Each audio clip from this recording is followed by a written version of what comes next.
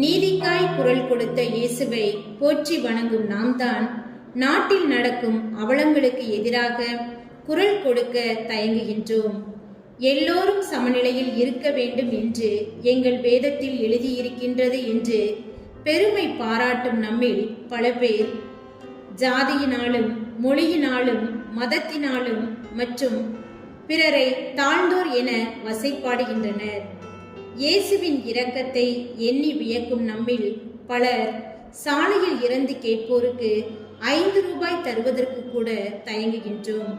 ஆகவே முன்பின் முரண்களால் நிறைந்ததல்ல வாழ்க்கை. முழுமையாக நீதியையும் சமத்துவத்தையும் இரக்கத்தையும் கடைபிடிப்பதே வாழ்க்கை என்பதை உணர்ந்து வாழ முன்வருவோம்.